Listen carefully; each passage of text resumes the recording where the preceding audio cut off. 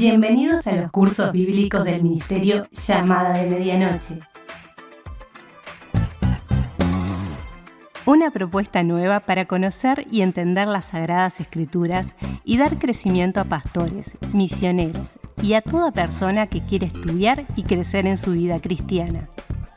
Porque la Biblia dice en el Salmo 119:130: la exposición de tus palabras nos da luz y da entendimiento al sencillo. Un material de excelente calidad educativa y de producción. Totalmente gratis. Por más información, www.llamadaweb.org o búscanos en nuestras redes sociales, Facebook, Twitter, Instagram y YouTube. Comunicate vía WhatsApp al 099 000 540. Si estás fuera del Uruguay, prefijo más 598. Disfruta la clase de hoy. ¿Qué tal? Estamos llegando al final de este precioso estudio de la Cristología. Y nos toca ver la última parte del tiempo de Jesucristo aquí en la tierra. Habíamos dividido el estudio en su preexistencia, en el tiempo de su humillación, y ahora nos falta el tiempo de Jesús en su exaltación. Y esa parte también la vamos a dividir en tres, que consta de la resurrección, de la ascensión y de lo que Jesús hoy está haciendo en la gloria. Entonces vamos en primer lugar a lo que fue el evento de la resurrección, que es algo fascinante. Obviamente, sin resurrección, la obra de Jesucristo hubiera quedado trunca, inconclusa, carente de efectividad, porque simplemente hubiera muerto un maestro por sus ideales y no más que eso. Así como la muerte de Cristo, también la resurrección existió abundante anticipación de este hecho. Entonces, vamos a analizar un poquito la anticipación de la resurrección de Jesucristo. En primer lugar, por profecía. La profecía clásica respecto a la resurrección del Señor la encontramos en el Salmo 16:10, que luego es citada por Pedro y también por el apóstol Pablo para proclamarla, donde dice: no dejarás mi alma en el Hades, ni permitirás que tu santo vea corrupción. En el Antiguo Testamento dice, en vez de Hades, Seol, que es la palabra hebrea. Con la simple argumentación que este pasaje obviamente no se puede referir a David, porque la tumba de David está con nosotros. Entonces se tiene que referir al Mesías, y esto tanto Pedro como Pablo lo aplican entonces al Señor. En uno de los pasajes del Antiguo Testamento que mejor describen los sufrimientos del Señor, como vimos en la clase pasada, en Isaías 52:13 hasta el 53:12, también encontramos unas alusiones, unas profecías veladas respecto a la resurrección del Señor. Por ejemplo, en Isaías 53:10 y 12 voy a leer: cuando haya puesto su vida en expiación por el pecado, verá linaje. Vivirá por largos días. En el 12, por lo tanto, yo te daré parte con los grandes y con los fuertes repartirá despojos. O sea, ¿cómo puede hablar esto de una persona que evidentemente iba a morir? Ese cordero que fue inmolado, que derramó su sangre. Y después el versículo 13 sigue: mi siervo será prosperado, será engrandecido y exaltado y será puesto muy en alto. Bueno, es evidente que trata de la persona del Señor Jesucristo, que murió, pero que también iba a resucitar, y quizás hasta haya una indicación respecto a su ascensión, porque será puesto muy en alto. Y ahí pensemos en Filipenses 2, 9 al 11, nuestro pasaje clásico de la Cristología, por lo cual Dios le dio un nombre que es sobre todo nombre, para que en el nombre de Jesús se doble toda rodilla de los que están en los cielos, en la tierra y debajo de la tierra, y toda lengua confiese que Jesucristo es Señor, para gloria de Dios Padre. Vemos la glorificación del Señor, vemos esa parte anticipada. Entonces, ya allí en Isaías 52. Jesucristo mismo anticipó su resurrección en numerosas oportunidades. en todos los evangelios encontramos esas anticipaciones, son muchas.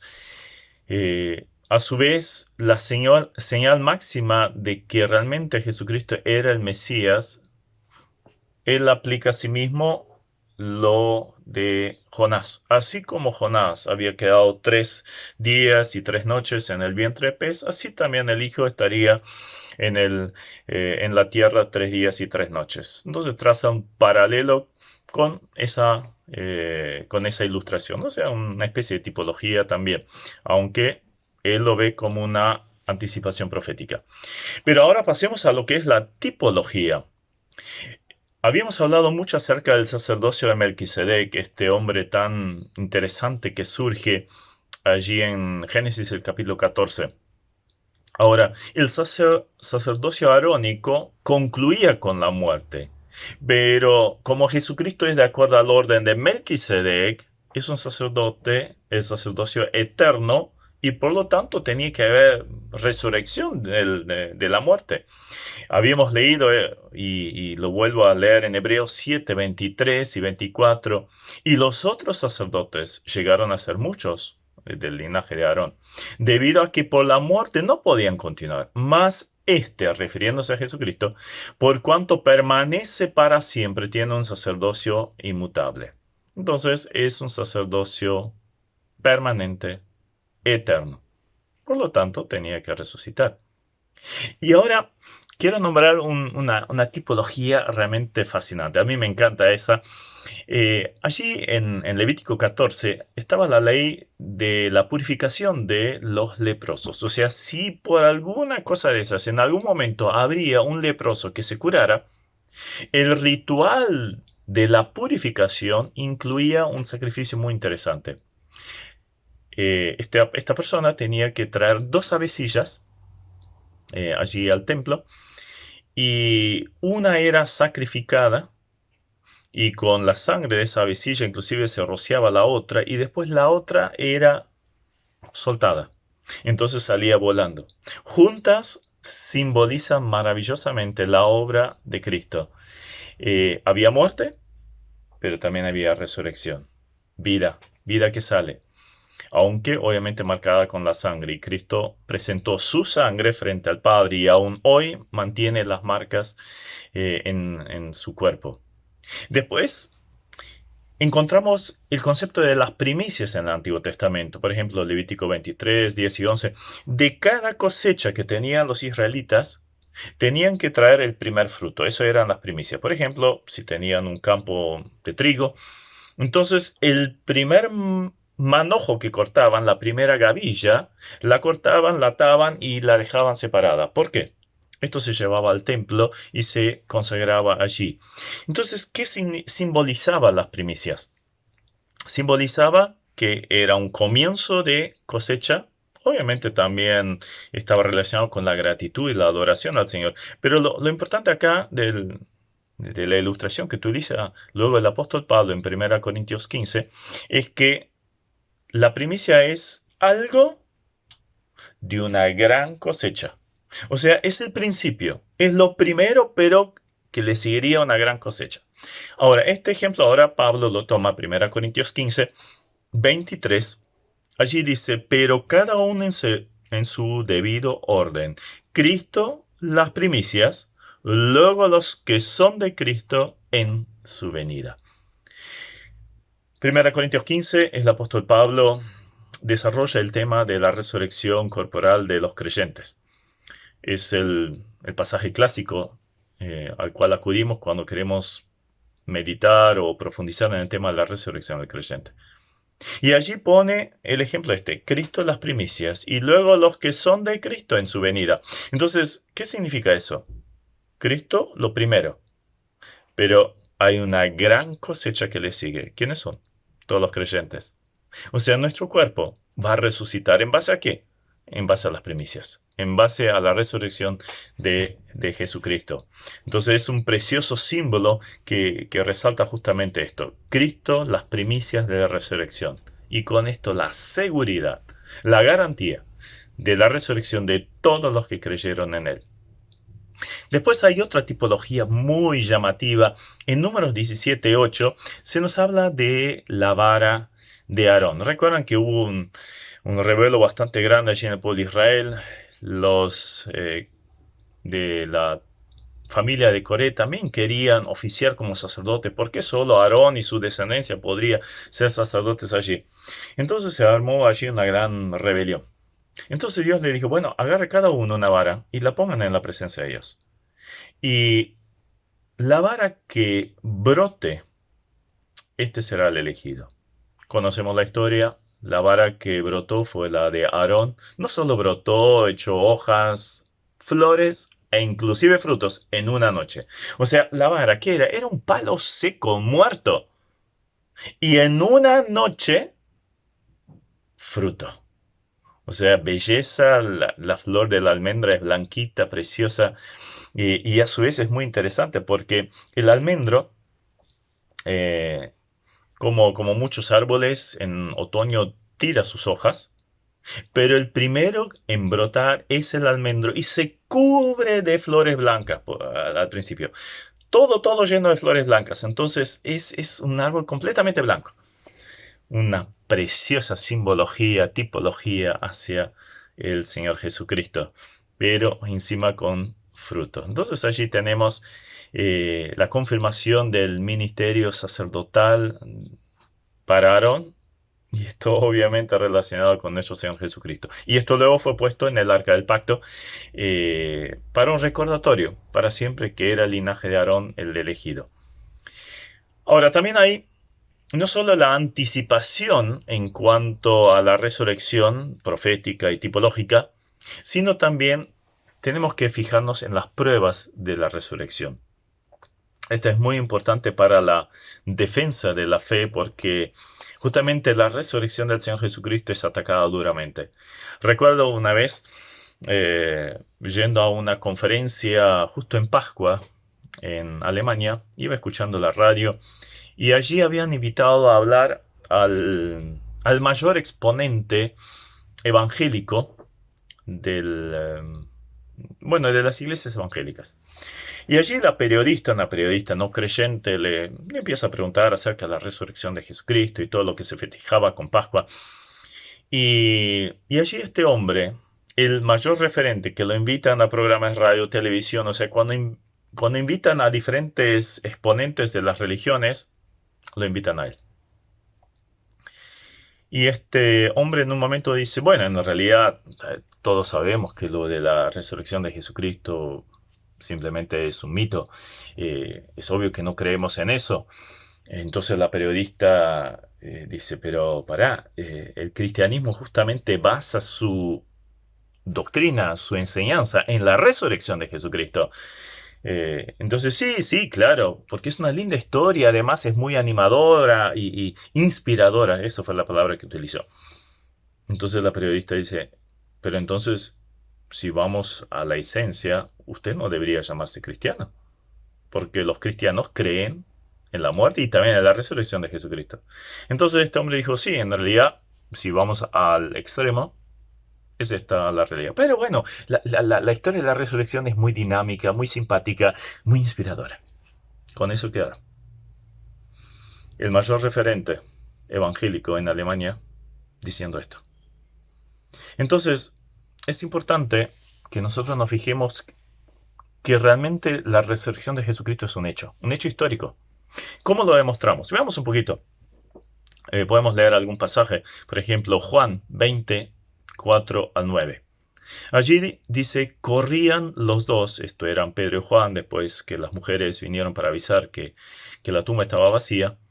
Vinieron corriendo, pero el otro discípulo corrió más aprisa que Pedro y llegó primero al sepulcro. Y bajándose a mirar, vieron los lienzos puestos allí, pero no entró. Luego llegó Simón Pedro tras él y entró en el sepulcro. Y vio los lienzos puestos allí, el sudario que había estado sobre la cabeza de Jesús, no puesto con los lienzos, sino enrollado en un lugar aparte. Entonces entró también el otro discípulo, este era Juan, que había venido primero al sepulcro, y vio y creyó, porque aún no habían entendido la escritura que era necesario que él resucitase de los muertos. En el pasaje de Juan 20, en esas Biblias, siempre que habla de alguno de los personajes que vio algo, aparece en ese verbo ver. Pero en el original hay 4 verbos diferentes en el griego. Uno que es una vista bien superficial, de pasada. Otra que es una vista que elabora una teoría, no necesariamente correcta. Por ejemplo, María Magdalena vio al Señor Jesucristo y pensó que era el jardinero. O sea, ahí la palabra es teoreo.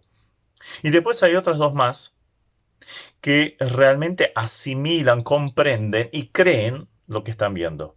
Y esto fue lo que le pasó a Pedro. Pedro simplemente vio los lienzos y por Lucas sabemos que elaboró una teoría.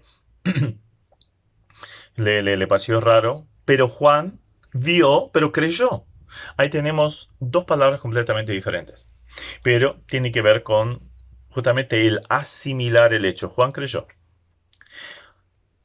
Mateo 27, 62 al 66.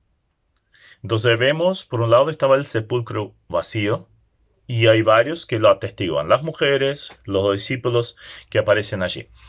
Ahora, hay un sepulcro vacío a pesar de los enemigos, a pesar de las estrategias puestas por ellos. Miremos Mateo 27:62 en adelante.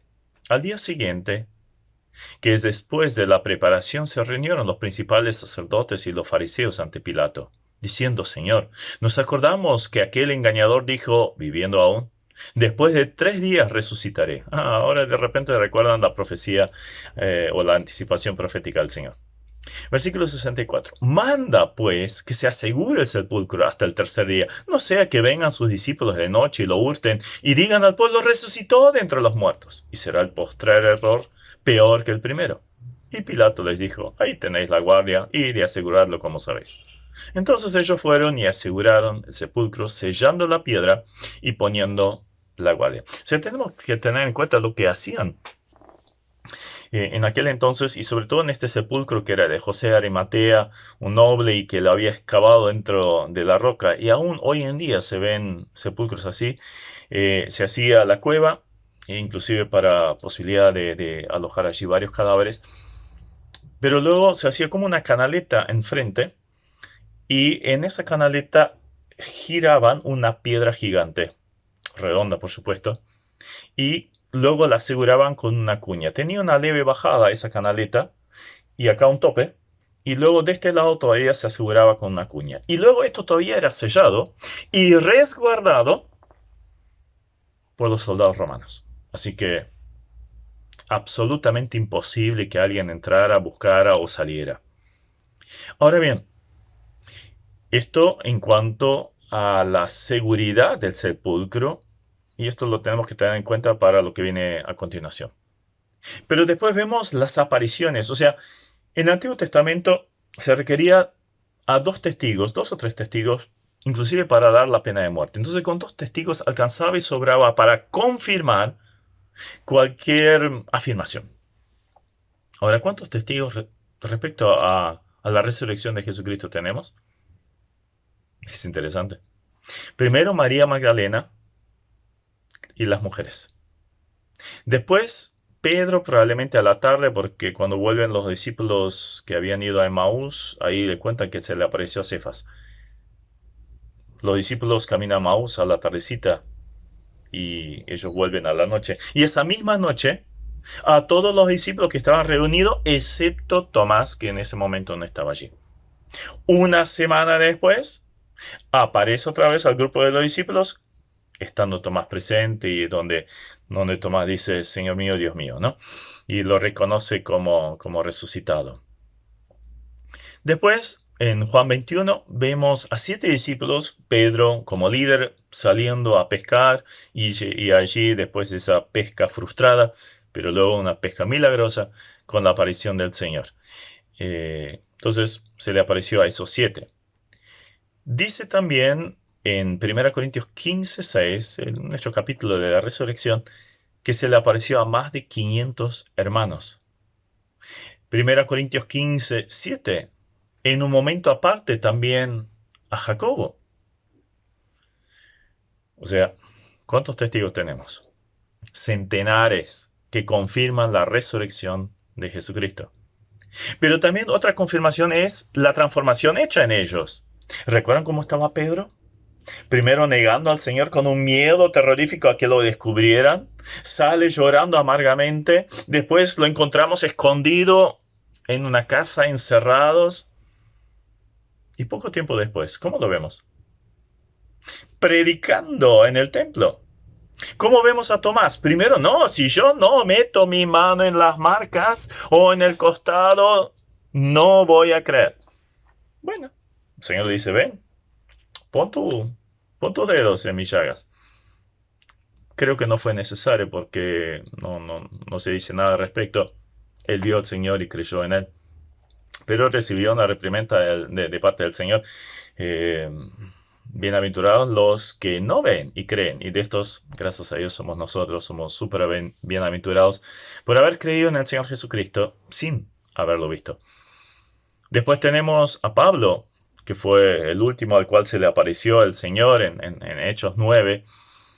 1 al 6 tenemos esa aparición también de parte del Señor. Y la transformación hecha en él. De un perseguidor que asesinaba a los creyentes, que los maltrataba, torturaba, pasó a ser un predicador de Cristo. Vaya transformación. Otra cosa que sucedió relacionada con la resurrección fue un cambio en el día de reunión. Imagínense la situación, una sociedad muy marcada por el judaísmo. ¿Cuál es el día de reposo de los judíos? Sábado. Y de repente cambian su día de congregarse al domingo. Esto fue impresionante. Fue anticipado en el Antiguo Testamento, Salmo 118, 22 en adelante, dice, la piedra que desecharon los edificadores ha venido a ser cabeza de ángulo. ¿De quién estamos hablando? Del Señor Jesucristo. De parte de Jehová es esto, y es cosa maravillosa a nuestros ojos. Este es el día que hizo Jehová, nos gozaremos y alegraremos en él. Luego esto, bueno, sucede. Jesucristo resucita primer día de la semana. Después aparece primer día de semana, ¿no? A los discípulos. Una semana después, con Tomás presente, otra vez un domingo. Pentecostés, domingo otra vez. Y así podríamos seguir viendo que los creyentes de ahí en más se reunían especialmente en el domingo. ¿Recuerdan el apóstol Pablo cuando estaba predicando allí en Troas? Allí dice que el primer día de la semana, reunidos los discípulos para partir el pan, Pablo les enseñaba, habiendo de salir al día siguiente, y alargó el discurso hasta la medianoche. Ahí fue donde el muchacho se cayó por la ventana.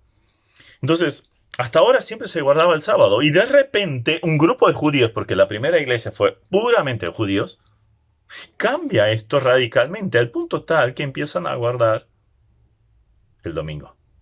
Esto evidentemente tenía una razón, y la resurrección de Jesucristo. Ahora bien, pasemos ahora a observar un poquito las falsas teorías respecto a la resurrección del Señor, porque claro, son los críticos a la Biblia que transmiten esto y lo propagaron, y ya en el tipo justamente de la resurrección del Señor ya se vio esto. En primer lugar, estaría la teoría del desmayo, que dice que Cristo nunca murió realmente en la cruz. Se había desmayado allí en la cruz, lo bajaron y lo llevaron a la tumba. Entonces en algún momento se despertó su desmayo y salió de la tumba. Bueno, acá ahora tenemos un pequeño problema. Tenemos varios argumentos para refutar esto, y cada uno más fuerte que el otro. Los romanos, en primer lugar, eran especialistas en reconocer a un muerto. Ellos torturaban gente todo el tiempo. Entonces, simplemente era una confirmación, porque a los de los costados les habían roto las rodillas para que no pudieran levantarse a respirar. Pero Jesús no, ya no hay necesidad de hacerlo. Entonces, por si acaso, se aseguraron metiendo la lanza en el costado. Y ya habíamos visto esto, atravesó el pulmón y llegó al corazón, de donde salió agua y sangre, y con esto estaba absolutamente comprobado que estaba muerto. Imagínense una lanza en el corazón y atravesando el pulmón. Si hubiera estado desmayado ahí, se moría definitivamente. Pero ahora, ¿qué hicieron con ese cadáver? lo envolvieron en lienzos. Y esto no era una momificación, pero era para resguardar un poquito el tema de la putrefacción y el tema del olor. Entonces lo envolvían en lienzos y poniendo ungüentos y encima hasta la cara tapada. No sé si de niño alguna vez jugaste a la momia, te envolviste con una sábana o una gran toalla. Y bueno, ¿cómo te mueves? Y a los saltitos, ¿no? O sea, no te podés salir de allí si esto está bien apretado y sobre todo con varias vueltas. Esto le pasó al Señor. Pero para colmo todavía le pasaron un ungüento. O sea, lo hubieran asfixiado si hubiera estado desmayado. Ahora, tanto José como Nicodemo lo consideraron muerto. Los discípulos lo creyeron. Todos estaban súper bajoneados, pero los discípulos caminan a Maús, pero ¿no te enteraste lo que pasó ahí en Jerusalén? Ese Jesús que poderoso en palabras y hechos, pues lo mataron. Lo mataron. Ellos creyeron perfectamente en la muerte. Estaba atestiguado esto. Ahora bien, imaginemos la teoría del desmayo, ¿no? ¿Cómo salió de esa envoltura de sábanos y ungüentos si, por si acaso, hubiera estado desmayado y no asfixiado por esto? Imposible. Y peor todavía, ¿cómo corrió la piedra? Que estaba en una canaleta, estaba asegurada de ambos lados, y una piedra que se necesitaban varios hombres para correrla, que las mujeres decían, ¿cómo hacemos para correrla? Y eran varias mujeres. O sea, tenían fuerza y no eran como muchas hoy en día que no hacen nada para romperse las uñas. No, eran mujeres que trabajaban. O sea, actividad física constante era la realidad de las mujeres en aquel entonces. Ahora, ¿cómo corrió Jesús la piedra? Y peor todavía, la piedra corría afuera y estaba apoyado desde afuera. ¿Cómo haces para correr una piedra desde adentro? Imposible. Imposible. Imposible. Y pensemos en todo el sufrimiento que pasó. La flagelación, la tortura allí en la cruz. Si hubiera estado desmayado, ¿tendría fuerzas para hacer algo? Absolutamente no.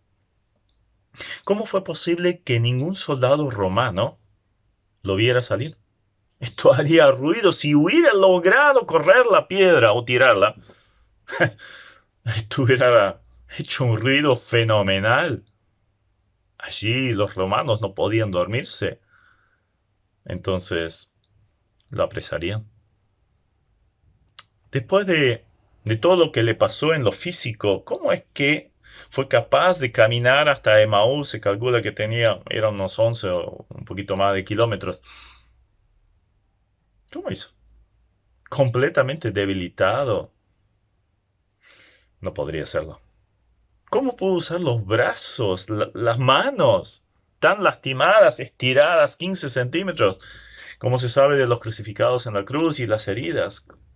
¿Cómo podría levantarlas siquiera? Y Jesús había dicho que había resucitado. Entonces, esto sería una mentira. Y si Jesucristo mintió en esto, ¿en qué más habría mentido? ¿Y cuándo murió entonces? O sea, tenemos argumentos de sobra para refutar la teoría del desmayo, muy común aún hoy en día. Después está la teoría del robo, que fue lo que las autoridades religiosas implementaron, hasta le pagaron a los soldados para que dijeran esa mentira, allí en Mateo 28, 11 al 15. ¿Qué podemos argumentar en contra de esto? Si lo hubieran robado, ¿sí? Pongamos la situación, allí viene alguien y va a robar el cuerpo envuelto del Señor Jesucristo. ¿Qué hace un ladrón? ¿Cómo lo hace? Y lo hace lo más rápido posible, ¿verdad? Primero tenemos el tema de la tumba sellada, asegurada, romanos, soldados. O sea, realmente imposible. Pero bueno, se durmieron supuestamente todos los soldados. El ruido de la piedra otra vez para correrla, imposible. Y si se hubiera caído peor, se despiertan todos. Pero ahora, ¿cómo agarras algo que vas a robar y lo agarras lo más rápido posible y salís corriendo con él, ¿no? Se hubieran tomado el tiempo en desenvolver el cadáver y dejar los lienzos bien ordenaditos allí. No. Y para colmo esto sería muy tétrico, ¿no? Desenvolver un cadáver todo lastimado, chorreado sangre con... Y la sangre, ¿qué pasa? Cuando se la envuelve con telas, se coagula y se queda pegada. Y ustedes saben lo difícil es sacar una tela de sobre la herida. La levanta toda. Entonces con esto, todo deshecho, con este cuerpo tan desfigurado, ¿llevarlo sobre los hombros? No, llevarlo con las sábanas. En las películas de asesinato, la clásica es envolver el cadáver en una alfombra y después llevarlo, ¿no? Y esconderlo de esa forma. Pero acá hubieran hecho al revés. Completamente ilógico y irracional. Y además los soldados hubieran sido reos a muerte si hubieran descuidado esa tumba. Si hubieran dejado que lo robaran, los hubieran asesinado. ¿Recuerdan el caso de Pedro cuando el ángel lo sacó de la cárcel allí en Hechos capítulo 12? Esos soldados fueron muertos. 16 soldados murieron porque no vieron cómo Pedro salió, pero lo mató. La tercera teoría es la de la alucinación. Es una teoría que muy poca gente la ha planteado, pero bueno, de todas formas la vamos a nombrar. O sea, que un grupo de personas tuvo la alucinación, vimos a Jesucristo resucitado. Pero la alucinación a veces sucede, pero tiene que ver con cosas que la persona ha vivido en lo personal. Pero nunca va a haber una alucinación del mismo evento por diferentes personas. Esto no existe. No puede ser. Después está otra teoría que se equivocaron de tumba, o sea, estaban vigilando la tumba equivocada, o sea, pusieron el cadáver ahí y después no sabían bien en qué tumba lo habían puesto. Es ridículo otra vez. Era muy fácil. Los judíos podrían ir en contra de esto y decir, mira, no, la tumba esta está abierta, pero en realidad lo pusieron en esta, ahí está el cadáver, miren, fíjense. No, no lo muestran, no había otra tumba allí. Además estaba en un jardín, era algo privado, no estaba en el cementerio. José, además sabía perfectamente cuál era la tumba, él la había pagado para hacerla. Era una tumba en un terreno particular. Era bien claro. Y a su vez tenían bien señalado el lugar. Si leemos Mateo 27, 60 y 61, vemos que allí hay un grupo de personas que saben perfectamente dónde fue puesto este cuerpo. Dice allí, tomando José el cuerpo, lo envolvió en una sábana limpia y lo puso en su sepulcro nuevo que había labrado en la peña. Y después de hacer rodar una gran piedra a la entrada del sepulcro, se fue. Y estaban allí María Magdalena y la otra María sentadas delante del sepulcro. O sea, estaba Nicodemo, estaba José de Arimatea, estaban las mujeres, no sabemos cuántas exactamente, pero quedaron sentadas allí frente al sepulcro, llorando, obviamente, haciendo lamento. ¿Ustedes creen que no se fijaron muy bien dónde estaban sentadas y viendo la tumba? ¿Y después se habrán olvidado todas dónde era? No tiene punto a favor en ningún sentido. Ahora bien, ¿por qué es importante la resurrección de Cristo? Tiene un valor apologético fundamental, o sea, defensa de la fe es fundamental. Sin la resurrección de Jesucristo, ¿qué decía Pablo en 1 Corintios 15? Vana sería nuestra fe. Y somos hallados falsos testigos de Dios porque hemos testificado de Dios que Él le resucitó a Cristo. 1 Corintios 15, 14 y 15. Vana sería nuestra fe. O sea, es fundamental creer en la resurrección corporal del Señor Jesucristo. A su vez es la base, ¿sí? Es el núcleo de la fe cristiana. Y eso lo presenta Pablo también en 1 Corintios 15. Y miren lo que plantea como la base del Evangelio, la base del credo cristiano. 15.1.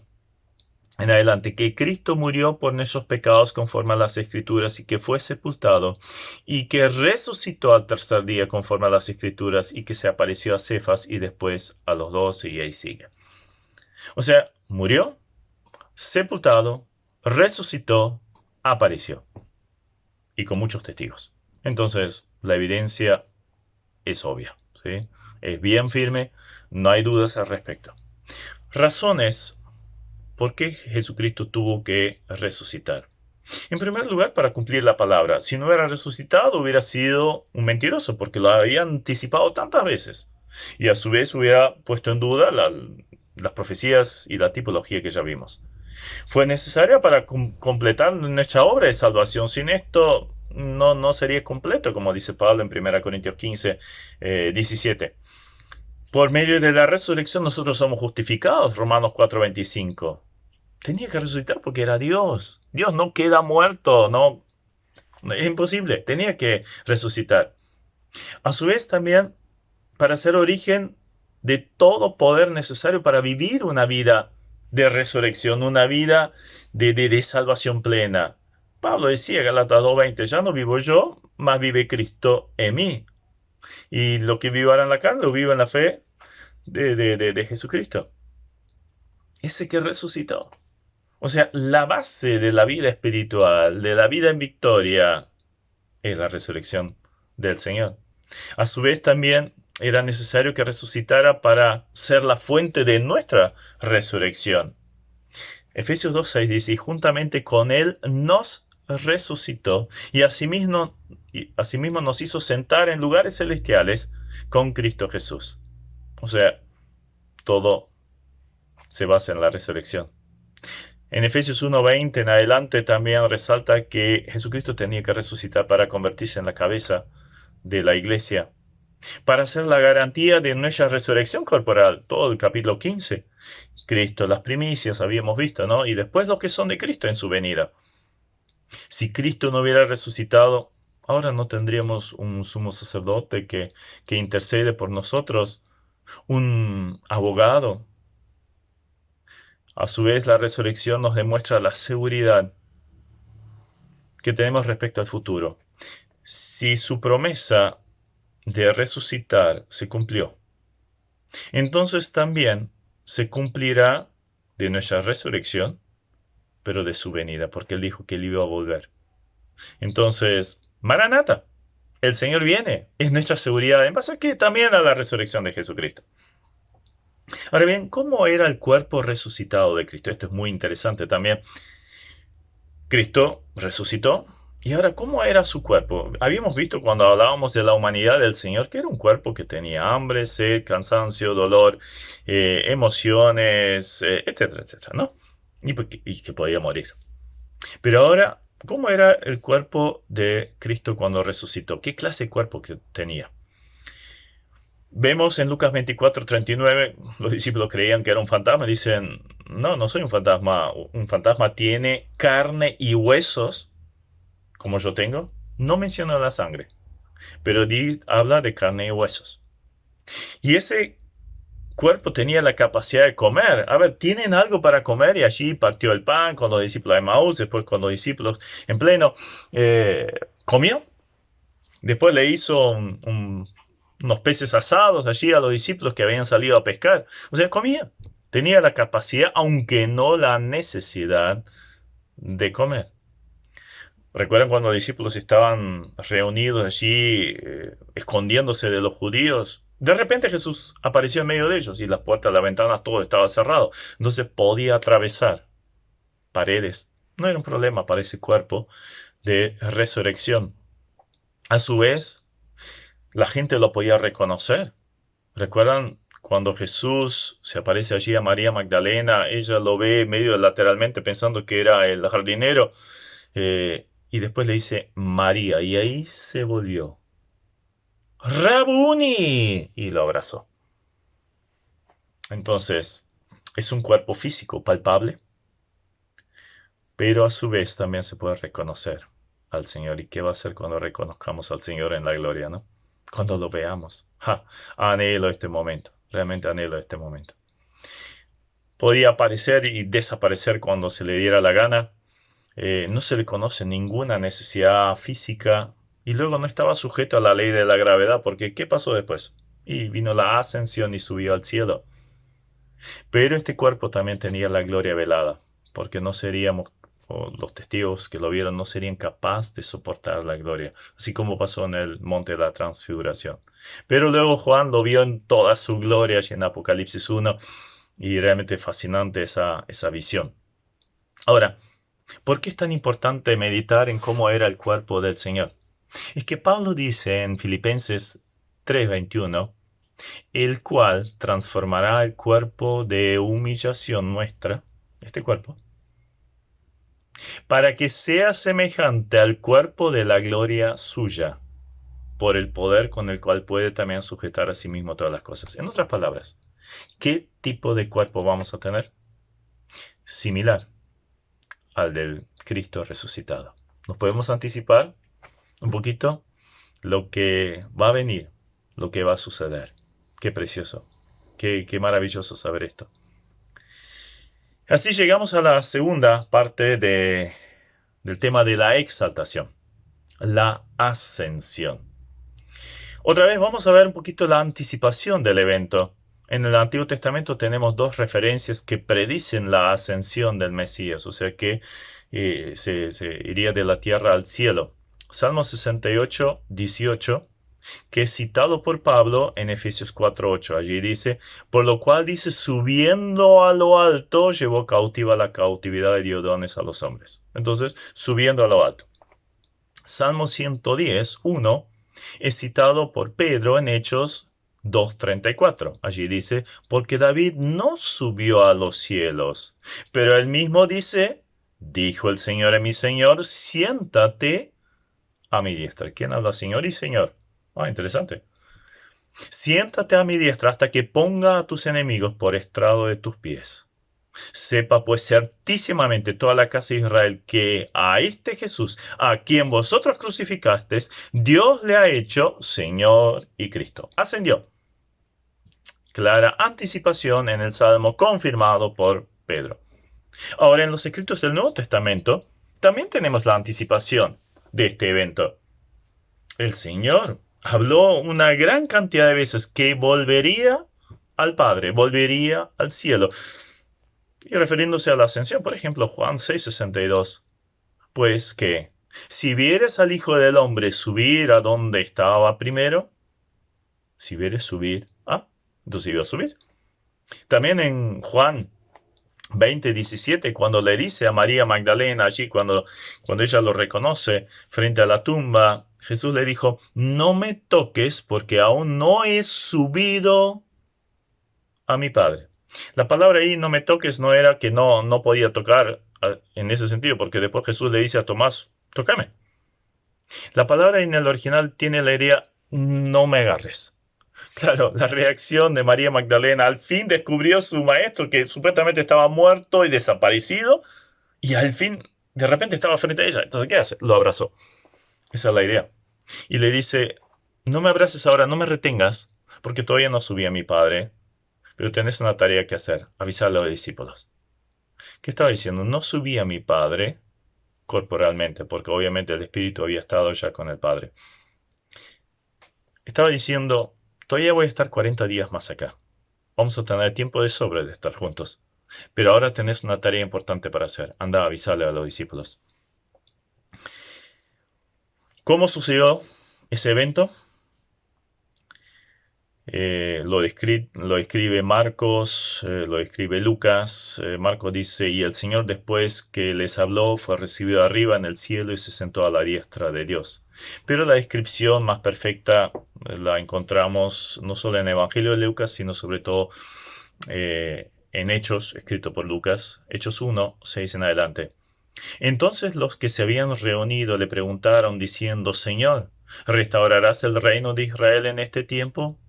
Y les dijo, no os toca a vosotros saber los tiempos o las sazones que el Padre puso en su sola voluntad, pero recibiréis poder cuando haya venido sobre vosotros el Espíritu Santo y me seréis testigos en Jerusalén, en toda Judea, en Samaria y hasta lo último de la tierra. Y habiendo dicho estas cosas, viéndolo ellos, testigos oculares, fue alzado y le recibió una nube que lo ocultó de sus ojos. Y estando ellos con los ojos puestos en el cielo, entre tanto que él se iba, he aquí que se pusieron junto a ellos dos varones con vestiduras blancas, los cuales también les dijeron: varones Galileos, ¿por qué estáis mirando al cielo? Este mismo Jesús que ha sido tomado de vosotros al cielo, así vendrá como le habéis visto ir al cielo. Hay otros pasajes más en el Nuevo Testamento que hablan acerca de la ascensión: Efesios 4:10, 1 Timoteo 3:16, Hebreos, Pedro. ¿Dónde ocurrió? Sobre el Monte de los Olivos, que está ahí, que mira hacia Betania y al otro lado hacia Jerusalén. Cristo realmente fue elevado, viajó hacia arriba lentamente en contra de la ley de la gravedad, mientras los discípulos lo observaban. Y allí aparecieron esos dos ángeles que le prometieron que así como había subido, así volvería. Zacarías 12:10. Y verán al que traspasaron. Los judíos lo van a ver. ¿Y dónde va a volver? Sus pies estarán sobre el monte de los olivos. Lo encontramos en la profecía de Zacarías. ¿Por qué es importante este acontecimiento? En primer lugar, concluye el tiempo de las limitaciones del Señor aquí en la tierra, su tiempo de la humillación. Se llevó a cabo la plena exaltación del Hijo de Dios. Nuestro pasaje está repetido de Filipenses 2 o de Efesios 1:20 al 23. La entronización a la diestra del Padre, que también citamos ya. Allí ahora puede reflejar toda la gloria que estaba velada, estando aquí en la tierra. Estaba listo para empezar los ministerios a favor de los suyos en el mundo. Y esto lo vamos a ver a continuación. ¿Qué hace ahora Jesús en la gloria? Vimos en cuanto a la exaltación, su resurrección, su ascensión. Y para concluir, ¿qué hace Jesús en la gloria? Esto también es maravilloso para el creyente. En primer lugar, o inclusive para los inconversos, por supuesto, se convierte en el Salvador de los pecadores. No hay otro nombre bajo los cielos dado a los hombres en el cual podemos ser salvos. Es el único camino al Padre. Yo soy el camino, la verdad y la vida. Nadie viene al Padre sino por mí. El único mediador entre Dios y los hombres. 1 Timoteo 2:5. Cabeza y fundamento de la iglesia. 1 Corintios 3:11, Efesios 1:22 en adelante. Intercesor. Está intercediendo por nosotros.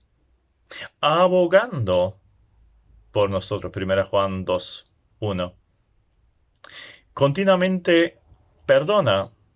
Y si confesamos nuestros pecados, Él es fiel y justo para perdonarnos todos nuestros pecados, limpiarnos de toda maldad. ¿Quién lo hace? Jesús. ¿A quiénes? A creyentes.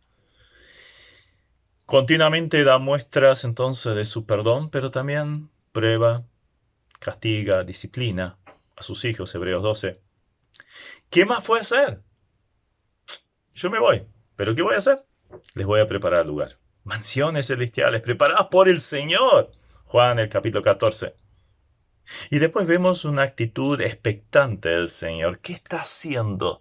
Está con unas ganas de volver a buscar a su amada iglesia y llevarla al lugar preparado por Él, para ella. Allí dice en Hebreos 10:37, porque aún un poquito, y el que ha de venir vendrá y no tardará. Nos damos cuenta de la expectativa del Señor. Ay, yo quiero venir, yo quiero buscar a mi amada. Pequeño paréntesis, ¿tenemos esa expectativa como la tiene el Señor? Anhelamos su venida, amamos su venida como decía el apóstol Pablo.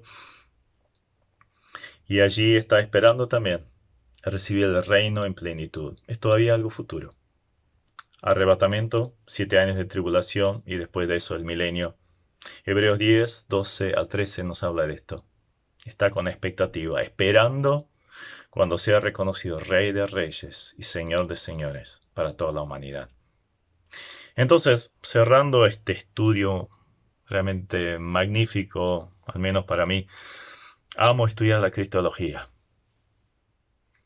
¿Qué vemos? Habría tanto por decir, pero simplemente algún pensamiento final.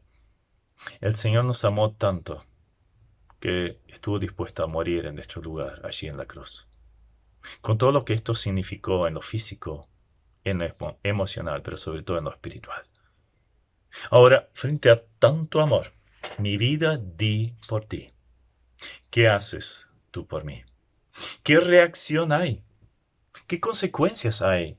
Aparte de la salvación que ya la hemos asimilado, supongo todos los que estamos viendo esto, ¿qué respuesta damos? Pablo decía en 2 Corintios 8 y 9, yo hablo como quien manda, sino para poner a prueba por medio de la diligencia de otros también la sinceridad del amor vuestro, porque ya conocéis la gracia de nuestro Señor Jesucristo, que por amor a vosotros se hizo pobre siendo rico, para que vosotros con su pobreza fueseis enriquecidos. Nos damos cuenta de las riquezas que tenemos en el Señor Jesucristo y su obra. Entonces, viendo tanto amor, le correspondemos. Entonces el Señor espera un compromiso de cada uno de los que fuimos redimidos por la sangre del Señor. Un compromiso de vivir en forma realmente incondicional, sirviéndole a Él y hasta en lo horizontal. Haya pues en vosotros ese sentir que hubo también en Cristo Jesús. Una disposición a la entrega por amor a Él hacia lo que los necesitan. Y después es una vida puesta en el altar, como decía Pablo allí en la bisagra de la carta a los romanos. O sea, primero mostrando la posición encumbrada del creyente, justificado por fe, por gracia, etc. Y después en el 12:1, así que hermanos, os ruego por la misericordia de Dios que presentéis vuestros cuerpos en sacrificio vivo, santo, agradable a Dios, que es vuestro culto racional. El Señor espera nuestra entrega. En base a lo hecho, dice, y bueno, yo di mi vida, ¿qué das tú por mí? ¿Una vida también a disposición al Señor? Entonces el creyente tiene que procurar vivir una vida santa porque Él lo vivió, imitarlo, apartado del pecado, honrándole a Él. Acordémonos lo que le costó al Señor. Cada pecado en nuestra vida es, simbólicamente hablando, por supuesto, es como si le diéramos otro martillazo en esos clavos, en esas heridas. ¿Cómo le dolerá al Señor la falla de sus hijos? ¿Cómo le dolerá?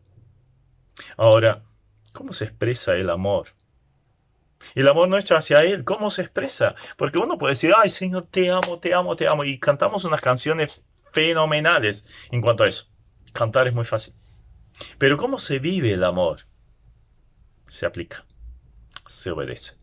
¿Qué decía Jesús todavía estando aquí en la tierra en Juan 14, 15, 21, 23, 24? ¿Cómo se demuestra el hecho de que nosotros amamos al Señor? Obedeciendo sus mandamientos. Entonces, ¿amamos al Señor? Obedezcamos su palabra. Quiero terminar con un poema que me ha gustado mucho. Dice, no me mueve, mi Dios, para quererte, el cielo que me tienes prometido, ni me mueve el infierno tan temido para dejar por ello de ofenderte.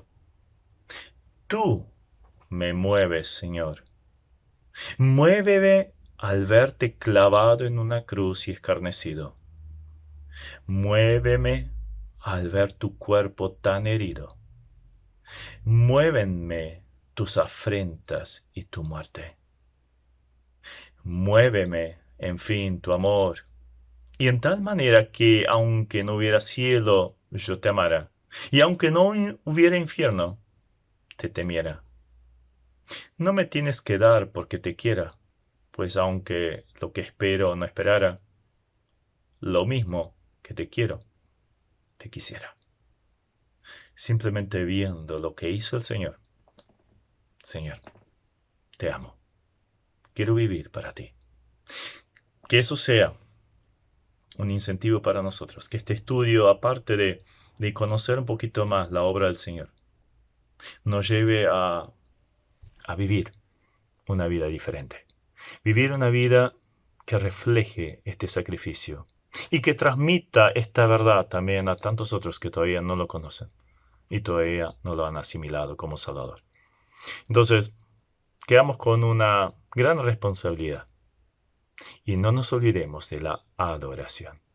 Adoremos a nuestro bendito y amado Salvador, a nuestro Señor Jesucristo. Amén. Dios los bendiga. Esperamos que esta clase haya sido de edificación. Recuerda que en nuestra página web www.llamadaweb.org podrás encontrar el complemento de esta clase con las notas y material extra. Busca la pestaña Cursos Bíblicos y regístrate para tener más material totalmente gratis. Gracias a todos los que ofrendan para que este material siga produciéndose.